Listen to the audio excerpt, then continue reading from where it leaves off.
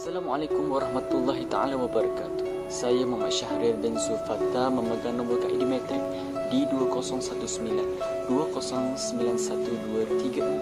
Saya daripada kumpulan 3 yang membawa tajuk isu semasa berkaitan bully cyber. Apa itu bully cyber? Bully cyber ini adalah satu amalan komunikasi yang melalui teknologi yang bertujuan apa?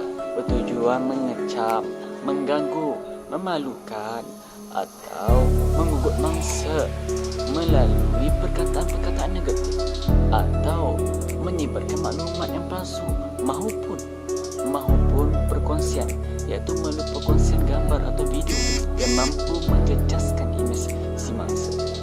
Jadi dalam menelusuri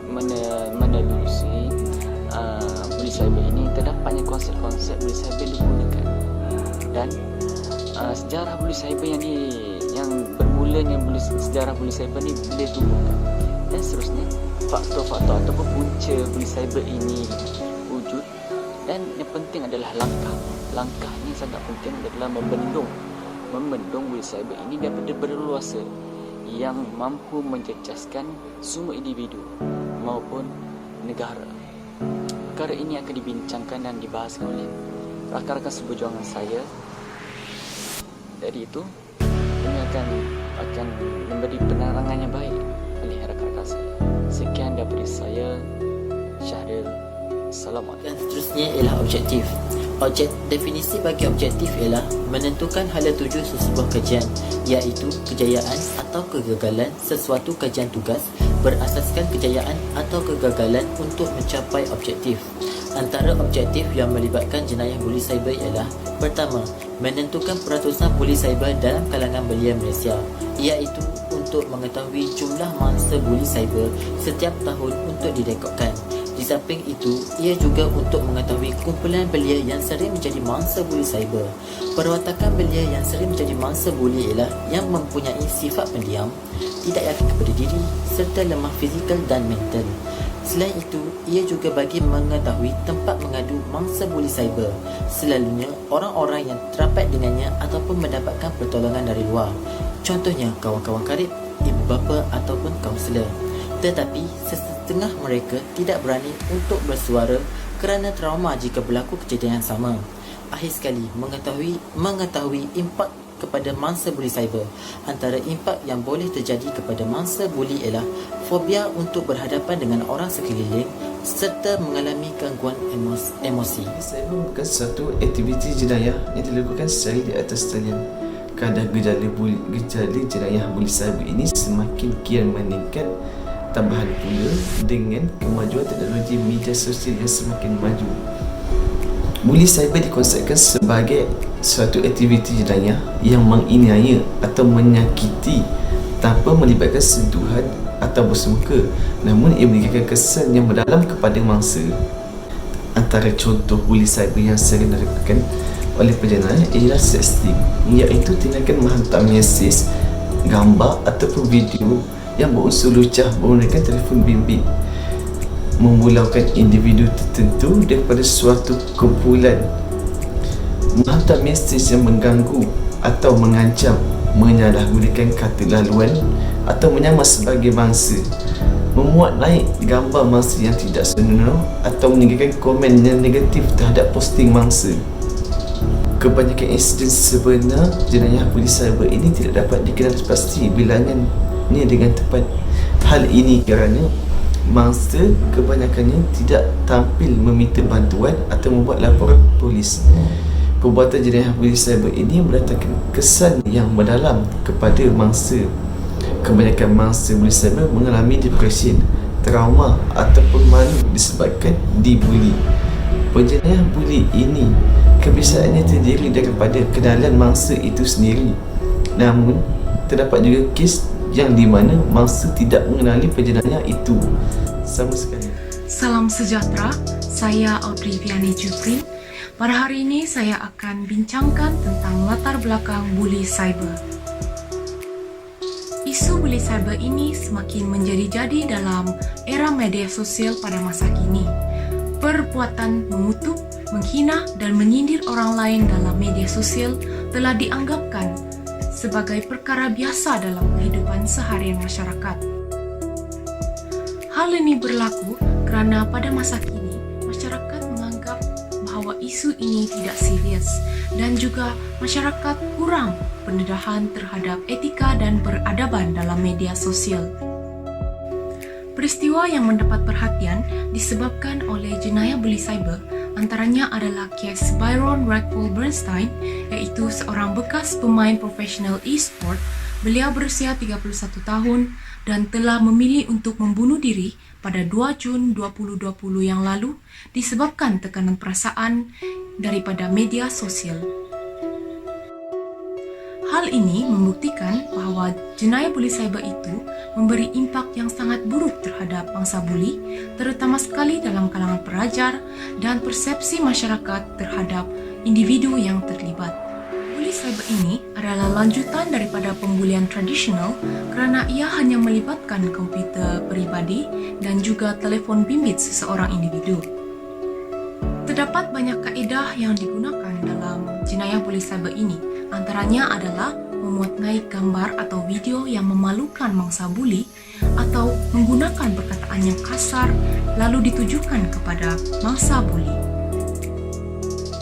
Kaedah-kaedah membuli ini sering digunakan dalam media sosial seperti Facebook, Instagram, Twitter dan sebagainya. Sudut psikologis mangsa buli adalah yang paling mendapat impak kerana ia mempengaruhi emosi mangsa buli sehingga mangsa buli mempunyai perasaan ingin membunuh diri untuk menamatkan kesengsaraan yang dihadapinya.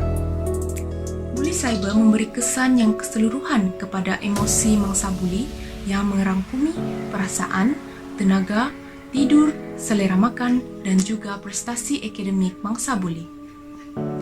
Oleh sebab itu, kes buli ini patut diberi lebih perhatian kerana ia boleh mengambil nyawa seseorang.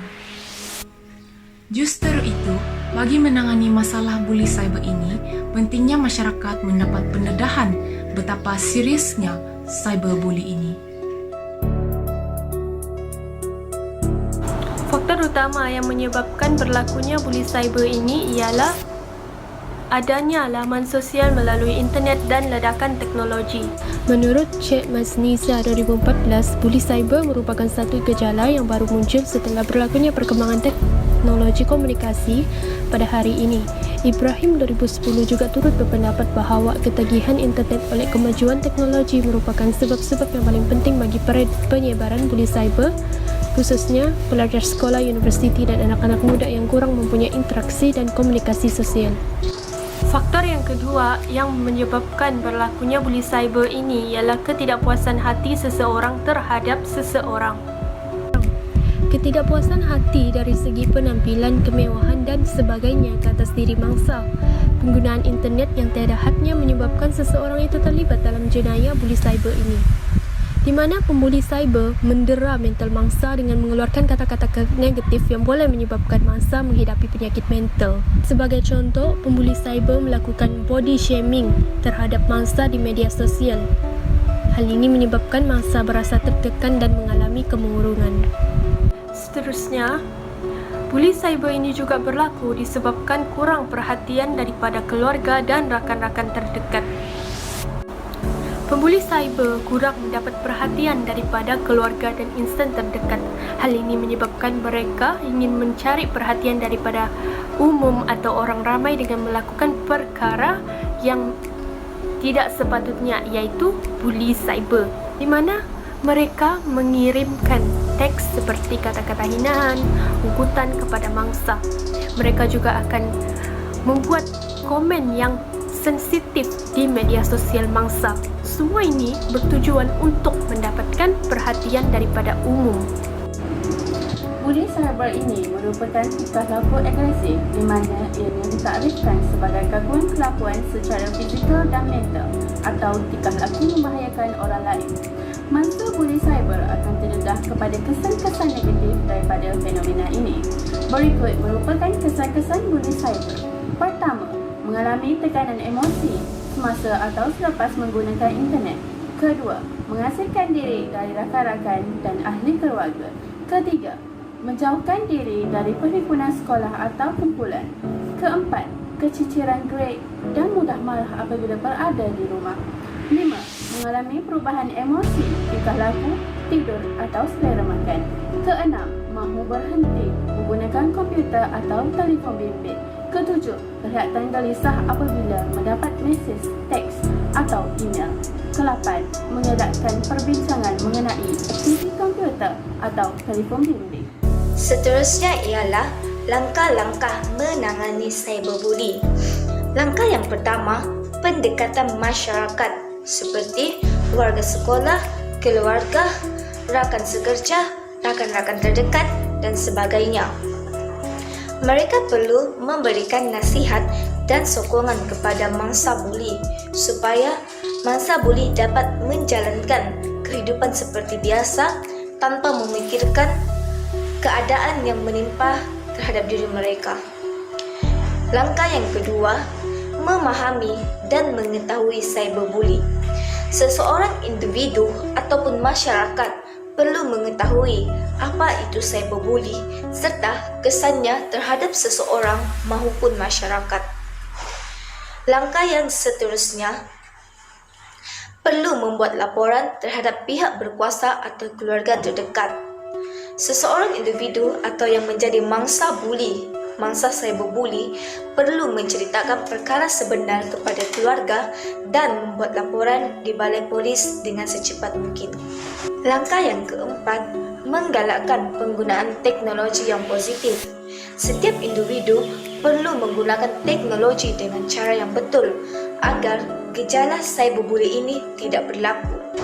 Langkah yang seterusnya, tidak bertemu dengan si pembuli.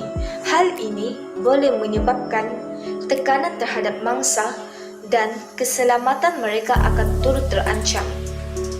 Langkah yang terakhir, bagi menangani cyberbully ini, seseorang individu perlu tidak memberi sebarang respon terhadap mesej-mesej yang tertentu.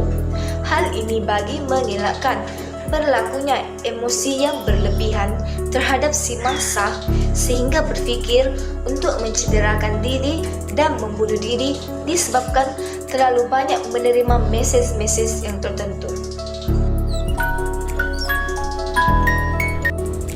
Terdapat dua kuasa dan badan pelaksanaan di Malaysia yang mengawal keselamatan jenayah cyberbully, iaitu Suruhanjaya Komunikasi dan Multimedia SKFM dan juga Polis Diraja Malaysia PDRM. Dalam sesebuah negara, undang-undang memainkan peranan yang amat penting dalam menentukan dasar dan peraturan bagi sesuatu perkara. Hal ini kerana dengan adanya kuasa membolehkan seseorang individu membuat keputusan dan dapat mengawal tingkah laku masyarakat serta menjadikan seseorang individu dan organisasi menjadi lebih kuat. Antara tugas Suruhanjaya Komunikasi dan Multimedia ialah memberi nasihat kepada Menteri mengenai aktiviti komunikasi dan multimedia di Malaysia. Melaksanakan Undang-Undang Komunikasi dan Multimedia, mengawal segala aktiviti berkaitan komunikasi dan multimedia yang tidak diperuntukkan dalam Undang-Undang Komunikasi. Yang kedua yang mengawal keselamatan cyberbully ialah Polis Diraja Malaysia melalui Akta Polis 1967. Melalui akta ini, Polis Diraja Malaysia mempunyai kuasa untuk menyiasat dan mengangkat jenayah cyber dengan menggunakan kaedah forensik digital melalui unit forensik PDRM. Assalamualaikum warahmatullahi wabarakatuh dan salam sejahtera. Tahukah anda apakah yang dimaksudkan dengan jenayah buli cyber? Pernahkah anda secara sedar atau tidak sedar menjadi seorang penjenayah buli cyber? Jenayah buli cyber ini boleh didefinisikan sebagai satu tindakan yang dilakukan oleh seorang individu maupun kumpulan individu melalui media elektronik yang mana tindakan ini boleh menimbulkan kemudaratan dan ketidakselesaan kepada orang lain. Dapat kita lihat bahawa jenayah buli cyber ini suatu benda yang mendatangkan pelbagai kemudaratan kepada individu. Oleh itu, sebagai seorang pengguna media elektronik yang bijak, kita haruslah bersedia untuk tanggung dan jawab setiap sesuatu apa yang kita perkatakan, sama ada di media-media sosial maupun mana-mana saluran yang kita gunakan semasa menggunakan media elektronik. Oleh itu, jadilah pengguna media elektronik yang lebih bijak, yang lebih bertanggungjawab. Hentikan menggunakan platform media elektronik sebagai platform untuk mengeji, mencaci dan menjatuhkan individu lain. Sebaliknya, ambil kemudahan media elektronik ini sebagai satu platform untuk berkasih sayang dan mengeratkan silaturahim antara satu sama lain. Selamat sejahtera. Saya Filisati Isa binti Muhammad. Buka matrik di 2019-2091-247. Saya akan menerangkan tentang buli cyber. Buli cyber adalah satu kejadian biasa berlaku dan kian meningkat. Insiden sebenarnya kejadian buli cyber tidak diketahui kerana ramai mangsa buli cyber tidak tampil untuk mendapatkan bantuan buli. Buli cyber adalah perbuatan yang mengancam, memalukan dan menakutkan seseorang melalui media elektronik seperti message teks, chatting, email, laman web sosial, telefon bimbit, permainan internet. Perbuatan buli cyber lebih dahsyat daripada perbuatan membuli orang lain. Buli cyber mempunyai ciri-cirinya tersendiri. Buli cyber suka untuk dikenal pasti kerana mereka boleh merahsiakan identiti sebenar. Pembuli cyber tidak seperti pembuli yang lain kerana ia berlaku dalam dunia sebenar yang tidak bersempatan. Ini menyukarkan masa untuk melindungi diri mereka. Pembuli cyber lebih mudah bersekongkol berbanding pembuli jenis lain kerana bilangan individu yang boleh turut sertai tidak dihadkan dalam dunia cyber. Buli cyber boleh berlaku selama-lamanya, iaitu 24 jam sehari, 7 hari seminggu dan 365 hari setahun.